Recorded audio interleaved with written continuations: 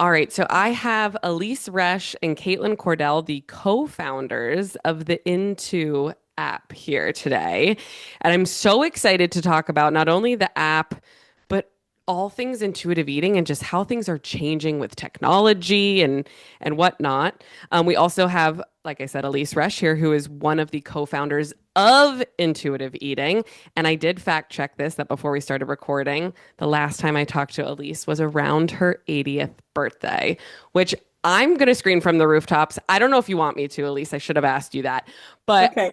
I think it's freaking incredible everything you have done in the field of dietetics and that you're continuing to do and staying so relevant with the times and into I can't wait to get into it. So thank you both for being here with me today. Thank you for having us. Of course. Of course. Okay. Fun to do this. So you would think that anybody listening to this podcast probably has heard of intuitive eating before. Since my practice, Find Food Freedom, we are rooted in intuitive eating and weight inclusive care. But just in case, let's say someone found a video, this is the first time they're ever listening, hearing this. Elise, I would love for you to give us an elevator pitch. What is intuitive eating? Well, it's so interesting because it's so misinterpreted out there in the world. So many people say, oh, it's the hunger fullness diet, and that's so reductionist. It isn't that at all. I came up with a definition for it a number of years ago when it was very misinterpreted in some talk that someone was giving. They said, oh, no, it's just about intuition, and that's all instinct, and you really can't eat by instinct alone, which is true because intuitive eating, and this is the definition I like the most, it's a dynamic interplay of instinct, emotion, and thought. So it's pulling together all parts of our brain. We can't just go by instinct alone. What if we, have a cold and we're not hungry, but we know we need to eat? Or what if emotions take us away from our internal signals? So then we can use our rational, logical part of our brains to say, whoa, I really need to take care of myself. And I think that explains it to people. It does happen to be a self-care framework based on 10, principles, which are sometimes people like to turn them into rules, which, again, hunger fullness diet, eat exactly when you're hungry, stop exactly when you're full. And it's not that at all. They're just kind of ways of changing your mindset about things like, is food good or bad, healthy or unhealthy? No. I like to say all foods are emotionally equivalent, meaning you don't feel good about yourself because you ate broccoli. And then since I've got some new black jelly beans around, I think you don't feel bad about yourself for eating green jelly beans if I'm going to make them the same color as the broccoli. So it's an anti-diet approach, and it's a way of challenging diet culture that has, elevated a certain ideal, which is thin fit lately. It's been very thin, and now it's more thin fit, which is something that's unrealistic for the majority of people to attain. And then people feel so bad about themselves. And it also, as I say, elevates certain foods and pushes down other foods as negative and bad. And that makes people feel bad. I mean, it's really about helping you tune in to the wisdom that you're born with. I mean, you have a couple of babies, Sam. Well, they may not be babies anymore, but I they wish. when they were hungry, what they do? They cried, and They sure you did. you fed them because you knew that that was their signal that they needed to be fed. And so babies know that when they're done, you can't push more food into them. They'll fill around and, push their way out of it. And we lose our being in touch with those signals. Also, what tastes good. There's so much out there about parents really want to be good parents. Let me say that. They want to do the best thing for their children, but they are often giving them messages that are not helpful, like eat this before you eat that. Before you get your dessert, eat your, as I said, broccoli. And what does that do? It just makes quote unquote dessert the thing that's forbidden until you do something else to get it, and then it gets so exciting. And so we want to equalize all foods and be in touch with how your body feels and how satisfied you are when you're eating. I think I'm going on and on, so you can stop me. I And love it. I could listen to you talk about intuitive eating for hours. So, right? it's just you always speak so eloquently about it, and that's the hard thing about intuitive eating is it's so complex and it's not just one thing or one step or and it's so nuanced and so different for everybody. Like when you could talk to 100 different people in a room that have gone through an intuitive eating journey and consider themselves intuitive eaters, and they're going to explain it differently based on how they relate to it as well. Mhm. So I love what you said, but I still can't get this out of my head. What flavor is black jelly beans? What is that? Licorice. It's Or licorice. licorice. And Oh, they're my okay. favorite. I could throw out all the other colors, but just give me the black. So I ordered some just I This the is love black why that. ones. this is why we have a great partnership because I hate the licorice jelly beans. So I'll eat all the other ones and you get Okay, the licorice. It's And you get perfect. those. I was perfect. gonna say you would love. Have you been to Greece before, I Elise? have not. I Okay, have because not. like the licorice, like liquor there, it's raki that Anise. Yeah, they yeah. serve with the meals. I'm like, "Ugh," but I think you would love it. So I we're probably gonna will. have to get you to Greece. Yeah. Um, but okay, thank you so much for just kind of setting the groundwork for our listeners with that. And so for people listening with Find Food Freedom, I am a certified intuitive eating counselor under Evelyn and Elise, and I really, teach out of the intuitive eating model. And it's so funny because when clients found us or my practice on TikTok, they think that we created intuitive eating, and I'm like, no, no, no, no, no. This has been around since 1995. I have the fourth edition behind me. I believe you are in works of The fifth fifth edition, edition. Right. right? So this has been around um, for a very long time. And so today, now we're talking about this app that you two co-founded. And so I would love to hear how how did we get to this place where you're like, you know what? I think we need an app for intuitive eating. What was the why behind it? And what is the purpose that you hope it serves for users? Well, first I'll tell you the why, and then, Caitlin can tell you a little bit more about the app itself. But for years and years and years, I have thought, wouldn't it be amazing? As long as well, I haven't been on social media that long, but seeing how everybody seems to be kind of Velcroed to their phones, and especially the young people, and I have thought, what an amazing addition to intuitive eating to have an app. I don't have those skills. Caitlin does. She comes from a whole different world than I come from. I admire her deeply for her brilliance. In any case, I thought this would be amazing. And then Caitlin contacted me and I was like, yeah. She said, would you like to collaborate and create this app? And I was absolutely, how things just come to you when you really, really want them. And I could never have done it on my own. So that's the why, is to be able to spread the word to more people, but spread the word to people who say, I don't have time to read a book. I can't afford to go see a counselor. Um, I need something else to teach this to me because so many people are trapped in diet culture.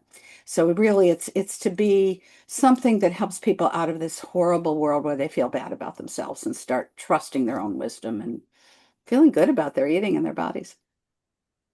I love that. I'm so excited to get into the app itself. I know I'm on that list that I will be let in at some point and test it before it's live. But so, Caitlin, if you can explain to us a little bit about your background, I'm just so interested to learn what you do in your world. And then, as you guys built the app, just some of what it does. Is it, because as someone who hasn't been in it yet, is it explaining intuitive eating? Is it giving you feedback? Like, how are you walking through it? So, anything you're willing to share, I would love to hear. Yeah, so I'm like kind of an alien from another planet, kind of visiting all of the certified intuitive eating counselors and therapists who are working with intuitive eating day to day. I just come from kind of a patient, I'm like a patient founder. Like I came from having my own intuitive eating journey. But I was in the business world and I was I don't think I was doing anything like that actually was helping people. But having been on my own intuitive eating journey, I remember actually one day I was scrolling through my like app download history, like going years back. I think I was looking for like a game I had played, years ago. And I was just it struck me just how many apps I had downloaded over the years that were related to dieting. It was like diet programs and calorie trackers and fitness trackers and all of these things. And it was just kind of I was just kind of realizing like how much time I had spent in my life just pursuing this thing that was only making my like disordered eating behaviors worse and only making me feel worse about myself. And it just kind of hit me. It was like I had done intuitive eating, with my therapist and as kind of a self-study. But I was just imagining, what if, at one point in my early 20s, instead of my late 20s, I had come across an intuitive eating app. What if I had found it earlier on in my life and I hadn't gone down that like, 15th diet route? And it hit me. It was like, we need to have intuitive eating needs to have something out there. Like there needs to be an alternative out there for people who are feeling lost in their relationship with food and the only place to turn on their phone, it seems these days, unless they happen to come across someone like you, Sam, or Elise, what if there was an alternative, and it was intuitive eating, and that kind of got the ball rolling. And I'll just say that I like sent Elise an email out of the blue, and she was gracious enough not just to respond to the email, but then to get on the phone with me. And it was so amazing because I had the idea for an app kind of in my mind. And but I was not about to be, like, hey, Elise, you don't know me, but like, can I take, your entire life's work and turn it into an app? I was kind of like, I'll just get to know her and see how I can get involved. And a few minutes into the conversation, Elise brought it up, was like, yeah, there really needs to be an app out there. And kind of just very kindly and graciously kind of turned to me and was like, is that something that you can help with? And I think I tried to play it off really cool, like, oh, wow, so interesting. Let me think about that. And inside, I'm just like exploding with excitement. And it's been an amazing ride ever since. What a beautiful origin story of how you two came together. And I feel like that's how some of the best work is created when it just like I think Elise had said this before, but how it just feels like it happens almost. It's like, oh, it's so easy. It's kind of coming to me. And for you, Caitlin, the whole time you were telling the story about how you've been on an intuitive eating journey and you're passionate about this. I mean, how cool is it that your co-founder sitting with you is the co-founder of intuitive eating? I know. I believe me, I like every day I kind of am just like, is this real life? Like, is this happening? So Um, cool. I I have to love say though, I this. think that's like I'm kind of new to this community, and I think what's so amazing is there's so many um like I just listened to Taylor Swift this morning. There's so many like eldest daughters. There's so many people, I think Sam, like you, like Elise, and so many others who have kind of made it up the mountain through their own eating struggles and are now, working to like throw a rope down to help others. Hmm. There's so much of that. And I think that really speaks to how inspirational and transformative intuitive eating has been for people that, you find intuitive eating and it's like, yes, like this needs to happen. More people need to know about this and you kind of make it your life's journey. I think that's really beautiful and really speaks to how powerful intuitive eating is. Absolutely. And for most people, once they hear about it, they're like, I can't unhear this. Like I can't go back. Yeah. Although diet culture is always trying to like put its claws in us and rip us back, and there's always triggers and all of the things, and it's a lifelong journey. I think it's like once you really start on an intuitive eating journey, I really feel like it's impossible to go back to a life of dieting. I was listening, Um, yeah, I'm sorry, Sam, but I was listening to your podcast about Halloween. mhm. And I know it was last year's that you had Yes. Oh, but I did record one this year and the yes, audio got botched, but that's but I'm sure technology that for this, you. it was just so wonderful to see young people bringing up their kids without giving them the message, this is bad, or you should only have two pieces, or we're only going to keep it around for 3 days. And what does that tell them? This is something I shouldn't do, shouldn't have, and it just elevates it. And so, anyway, thank you for that podcast. That was great. Of course. And I think all parents, but I think of, in the season of life I'm in as a young parent, when you see the messages that these parents, these new parents are getting fed. I mean, diet culture is seeping down into formula now. It used to be like breast is best and like pushing breastfeeding and shaming people who have formula. Now I feel like we got to a point where it's like, oh no, we're accepting of all types of feeding. But now you have these people in Costco that are picking up jars of formula and being like, this is poison. Mm. And moms are afraid to feed their children. And it is diet culture is seeping lower and lower and lower. So the intuitive eating work is just so important for everyone. But as you bring up parents, we support a lot of parents. And like you said before, Elise, I think parents want to do the best for their children. And that's why when they see these fear-mongering videos, they think, oh, I have to do something. So I'm so grateful for this app and can't wait to see that it can hopefully help more and more and more people out there.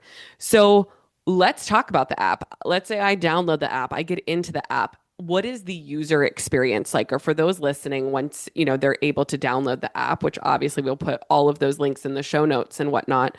But what do we get out of the app, or how does it work?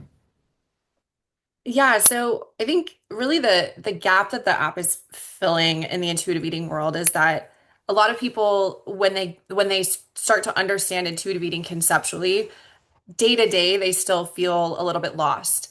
And the folks who are lucky enough or fortunate enough to have access to support, like, a therapist or a certified intuitive eating counselor, have that's a really powerful piece of support that they have.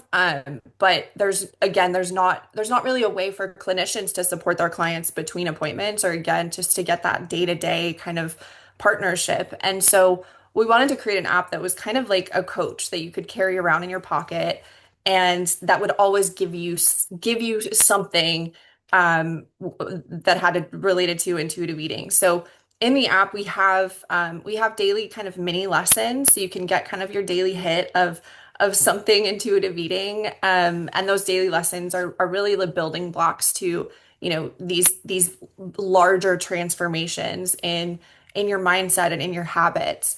I think they're also really a huge part of intuitive eating is just like learning about yourself, kind of learning about your own psychology and your own behavior. And those lessons are really a tool for you to, they're really a mirror, a tool for you to understand, why am I doing this? Why am I feeling this way? Um, and then we also have a lot of like daily interactive check-ins so that you can start to actually put, intuitive eating principles into practice and are thinking through meals and moments after meals and, moments when you feel triggered and issues that you're having with movement, or with body image, and really work through those moments in a way that is more intuitive eating than diet culture. And I think there's so many digital tools that we can use to like personalize an experience. And I think ultimately what we're working towards, and this is aspirational, this is not where we're at right now, but what we're ultimately working towards is kind of this, like, you can carry like Elyse around in your pocket and everyone can have like a little words of wisdom from Elyse every day, in whatever their context is. That's great. Great description. I was going to say, Elise, is there anything as Caitlin is speaking that you want to add or that you're thinking of that maybe wasn't touched on? Well, one of the thoughts I have is people need to understand why they have to challenge diet culture. They have to look at the psychology that is behind intuitive eating, which is so much of it has to do with autonomy and making their own decisions, and seeing how diet culture gets them to disconnect from their own wisdom, and how it may ultimately, not may, typically will ultimately lead to a level of rebellion. You're telling me what to do. In the beginning, you follow some sort of plan, diet, restriction, and it's, oh, this is great. I'm being so good. And then one day you just can't do it anymore. And some of it is of the deprivation that, diet culture puts out there. You only want to be eating these foods, but you shouldn't be eating those foods. And but it basically is telling you what to do. And rather than intuitive eating being a form of uplifting your autonomy, the fact that you have this wisdom, that you were typically born with this wisdom. It's just been, you've been so distracted from it and taken away from it by diet culture. So it really gives you a reason to say, yeah, I don't want to be part of that anymore. I want to be part of something that honors me, respects my own, wise person inside of me. So I think that that's a piece of it that's important too. It's why should we stop, dieting? Why should we stop restricting? Why? And so it goes deeper into the psychology and into the social justice pieces of it too. That's incredible. And I think that's as a clinician myself and as a provider with a team of providers, it's great to know there's going to be an app out there because there are some clients that we work with that really want apps. And obviously when they're working with us, we're trying to really lean into the introspective awareness but I think people like to see that tangible, like what am I doing and hearing like those check-ins and stuff. Is there, and maybe this will be an update in the future, if not, but is there the ability for clinicians to see what clients are doing on the app? Or can I request that in advance for a future app update? You can absolutely request it. You wouldn't be the first. It's Perfect. absolutely on the roadmap. Awesome. Yeah, absolutely. I think that's going to be almost one of the most important things because so many people do find intuitive eating through a professional who's supporting them. And I'll say too, I think that just in general, and to your comment, Sam, about apps, I think so many of like diet culture apps are there's so much about, looking outside, like looking outside yourself, looking to someone else, like, am I doing this right? Am I following the rules? Like, how am I tracking against these metrics? And so that was a huge part of how can we build an app that actually helps you go like inside? How can you Yes. not be looking outward and looking to these rules or creating rules for yourself, but how can you get to know, what's actually going on for you on the inside? And that's a challenge with technology sometimes too, especially the way we're used to working with it. But I think we've really like sewn that into the fabric of the app, and I'm really excited to see how people respond to that. And I just think I'm such a psychology nerd. I just think it's amazing to like learn about my own psychology and what's going on and why I'm doing what I'm doing. And I think this app is a really powerful tool to help people do that.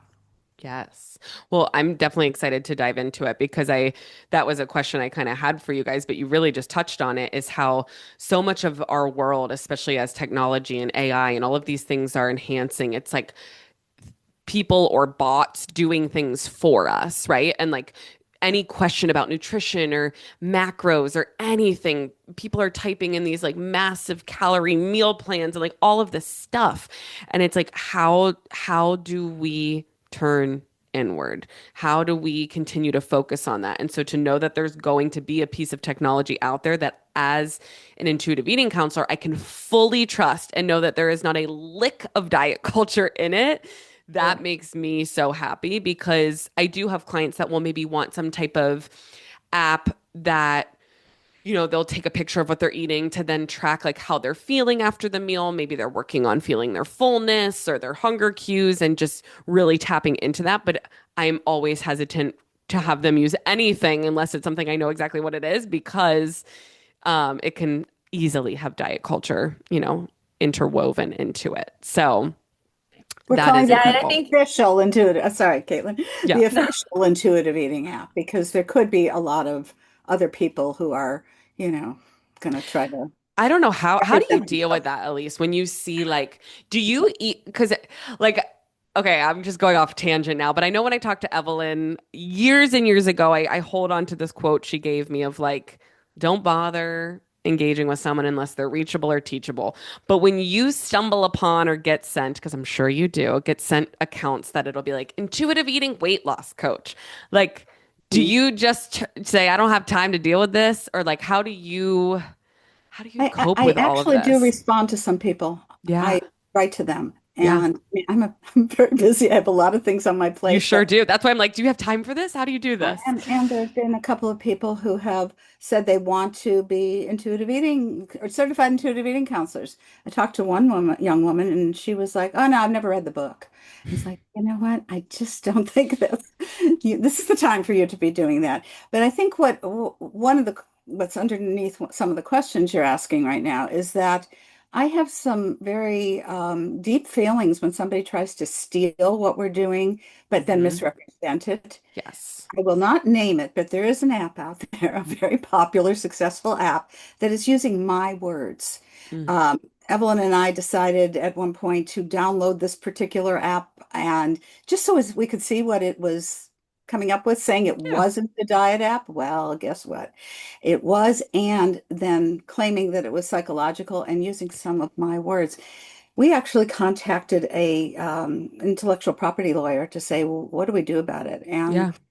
he was like, you just can't do anything about it. They're too powerful. They're too, you don't have the time, the money, the Yeah. emotional energy to deal with it. So instead, we're building this app. This will be Instead, the build this one official and give them the authentic middle finger.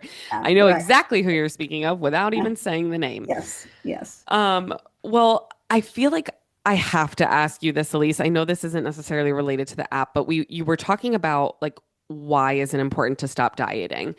And you may be sick of talking about this because we are in the Ozempic era. And I think there's so much misinformation out there. There's also this thought that if a physician is prescribing me this drug for intentional weight loss, that it's not dieting. It's a medication, and I should be taking this, heavy air quotes on should be, to cure my obesity, heavy air quotes on everything. Um, I want listeners to hear from you. Obviously, we're not speaking about people taking Ozempic if they have diabetes. We're talking about people that are deciding I am going to take these GLP-1s for intentional weight loss. I have people talking about it turns off the food noise. The food noise. We hear this all the time. Um, how do you respond to these people? Uh, Obviously, there's no guilt or shame for anyone listening to this that is actively taking these drugs, considering taking these drugs, has taken these drugs in the past. But there's so much out there of people saying that this is not diet culture because it's a medication prescribed by a physician. So, Mm. any thoughts or wisdom you Yes. can drop for us? I would love to hear it Yes. from you. So, first of all, I do believe in body autonomy, Mhm. and people can make their own choices, but how can they make a choice without informed consent, without knowing really what's happening for them if they're going to take this drug? And I'm glad you mentioned I have clients who take it for diabetes at a very small dose, gets their blood sugar even. Wonderful. And it's been studied for about 20 years for that. So this is, legitimate. Um, I think that we're all looking for safety in this world. And so when people are going to something that's going to help them feel like they'll be accepted, they'll have a better chance of a relationship, they'll have a better chance of getting a job, they're going to fit in, nobody's going to judge them or bully them. I understand why they want to do this. However, they're not being given all the answers and the truth of what's behind it. And the medical community, sadly, is very weight centric. And there's kind of this narrative that if you lose weight, you'll be healthier, which is not based on any good science at all. I was with a good friend whose husband is a psychiatrist, and he said, "Well, yeah, but we all know we were taught in medical school, that it's better to be thinner." And so they don't even, doctors are elevated for many good reasons. I mean, thank God for doctors, but they really don't know what they're doing when they're, giving out this drug and pretending, even pretending they think that they're doing something really wonderful for their patients. What they're not understanding is they're putting them into severe malnutrition and starvation.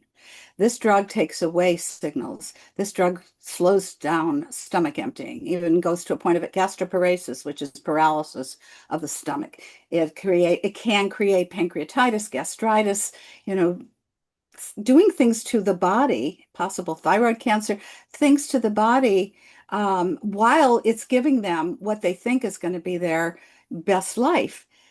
But here's the gaslighting, and here's that's there's so many medical things, but they're telling people that take this drug and everything will be wonderful. Well, the studies are already showing that people are gaining weight back even on the drug, and you have to take it for the rest of your life.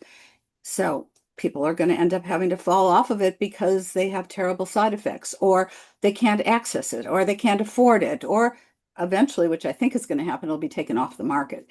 And then what's going to happen to people who have had that moment where they lost all this weight and they started to feel good about themselves, unfortunately, because diet culture says you can only feel good about yourself if you match this ideal, size, shape, whatever. And then they gain all the weight back. We are setting up eating disorders. We are setting up, my fear is people being in deep depression and what that could happen as a result of this. So my point is that I'm calling it gaslighting and I'm calling it brainwashing too, to believe that the only way you can have a better life is if you're in a smaller body, and here's the way to do it. And when you say it's, not dieting, well, what is dieting? Dieting is reducing your intake below what your body needs. So that's maybe semi-starvation. This drug is putting people into deep starvation. I'm sure you know about that Minnesota starvation study, and the Ansel Keys study, which for listeners who don't know, it was done during World War II, looking at the results of starvation that happened to people in camps and famine in Europe. And they took 18 young men of superior, this is the way they quote it, superior mental and physical health, and put them in a year study where first 3 months they let them eat normally, and then they starved them for 6 months.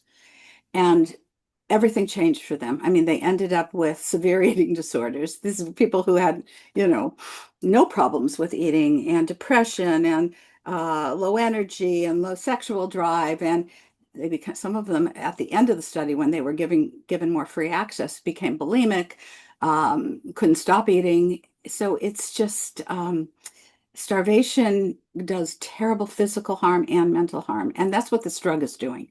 And that's what I talk to people about. Again, you want to take it, go ahead. And you need to have this informed consent. And that's a piece of, I say it's against the Hippocratic Oath if you're not going to give, this consent, knowing everything, giving a chance for consent, knowing everything. Yeah. Absolutely. I Thank think you just so to much. just to Go ahead, tack on Caitlin. to the GLP-1 conversation, I think one thing that nobody talks about is that I think sometimes these GLP-1 drugs, which again, I'm all with Elyse on, it's about informed consent, body autonomy, do what you think is right for you.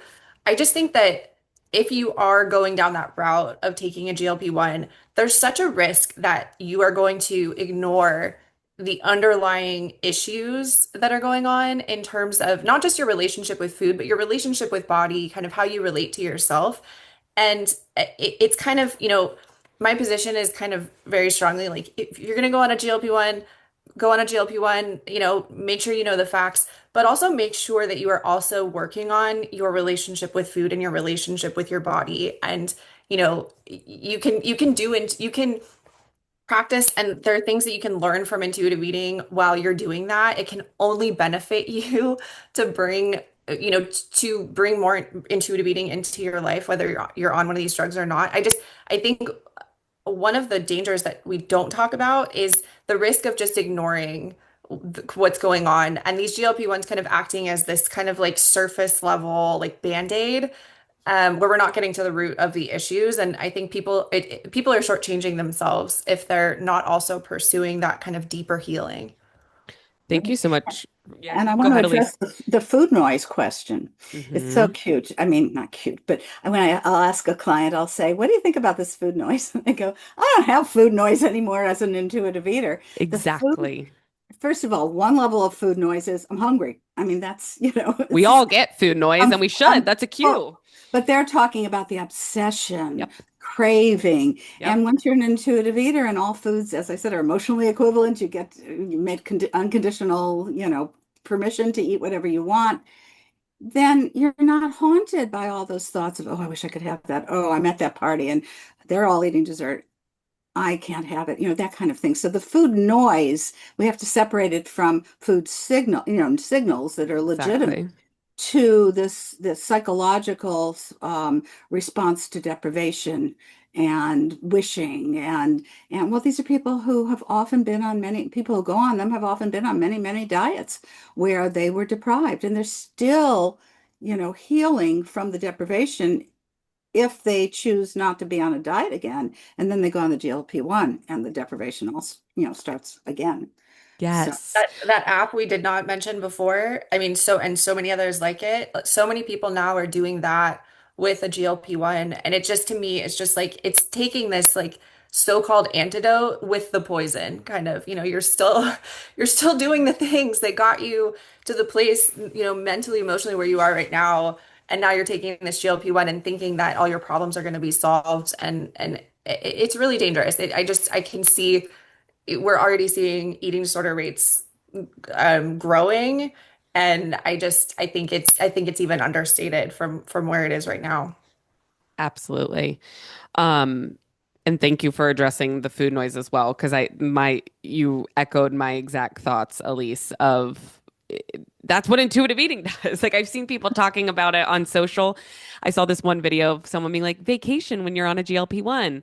And it was like, I don't eat to a place of like feeling physically unpleasant, which again, we all do as humans. That's a part of the eating experience, but I think they were dealing with some more restriction binging when they were not on the medication. They're like, I come out to the beach and enjoy my morning coffee and enjoy being present. I enjoy my food. I enjoy going for a walk. I'm like, this is literally a video one of my clients has sent me. So I tried to like explain that to people that when you walk an intuitive eating journey, that's that's what quieting the food noise, what people are saying this drug is doing. We're making peace with food. We have unconditional permission to eat, so there's not going to be the obsession of how many calories can I have this? What am I eating next? What can I have? Do I need to pack my food? Blah blah blah. All that stuff. We Yeah. lose that noise. So I'm so excited to hear about this app, to see this app come out, and for more people to get this. If it gets more people introduced to intuitive eating, which it sounds like it absolutely will, I think it's going to be so amazing, and I'm so excited. So for our listeners, can you tell us when can we expect this app to drop, and when can we be ready to go to our app store and hit download? I mean, the ride of like creating this app has just been so, there's been so much, and so I wish I could tell you definitively. I want to say by the end of this year, that is absolutely our goal, and at the moment we are on track for that. So sometime in December. However, we have had enough experiences creating this app to know that anything can happen, and so it could be early next year. But it'll be in the next, I will say 4 months. I don't think we'll fall outside that. And I think the only reason we're not releasing it right now is like we really want to get it right, and we really want to, I personally, want to live up to what intuitive eating is, and to what Elise and Evelyn have built. And so we want to make sure that what we're giving people is really true to intuitive eating, and really, doesn't let down kind of Elise's legacy, and can be really supportive to people also. So we're trying to get it out as quickly as possible. I think expect it in December, and cross your fingers. And we're going into beta testing in the next 2 weeks, I would say, right? Whatever beta testing Yes, means. yes, Whatever that means, definitely. I'm ready to beta test over here. Yeah. I don't know. I'm excited to try it. I know I'm on that list to test whenever it's ready to be tested. So, and that's all technology, right? Like we all it's like house construction too. They say it's going to be done in August, and then, come October, you're like, okay, now we're moving in. Stuff Yeah. happens. But I think that's the beauty of, not rushing it, taking your time, making sure it's exactly what you want it to be. And it's exciting, whether it be end of 2025 or into 2026. Perfect time for the new year, new you bullshit when it's loud and proud and diet culture to have that intuitive eating app at the top of the list. So, is there anything either of you would like to leave our listeners with today? I know we talked about a lot of different things, but if they walk away from this episode and remember one or two things, anything you would like to leave our listeners with? Well, I want to say, as I said earlier, we're all looking to feel safe. And I think when we are tuned into ourselves and not trying to look outward, we're going to feel a sense of self-trust and safety. And ultimately, that gives us freedom. It gives us freedom to be out there and do the things that we want to be doing in life rather than, as you said, Sam, thinking about every calorie and being good or bad or whatever. It Hmm. is. So it's very important to understand that the goal of intuitive eating is that freedom to have that self-trust and to feel safe around eating and your body throughout the rest of your life. So that's what my last word. Caitlin, do you have anything further? I'm just so grateful to be able to work with Elise, and take what she and Evelyn have built and bring it to more people. I think all of us can agree. I think all of us each individually, wish we had found intuitive eating like earlier on in our lives and I think are now Absolutely. working towards helping others find it earlier, before they get to the eating disorder stage or before they waste any more time going down a road that only brings them, more pain. And so I'm really excited to bring this to more people, get people more aware of it and bring this work out so that people can discover it.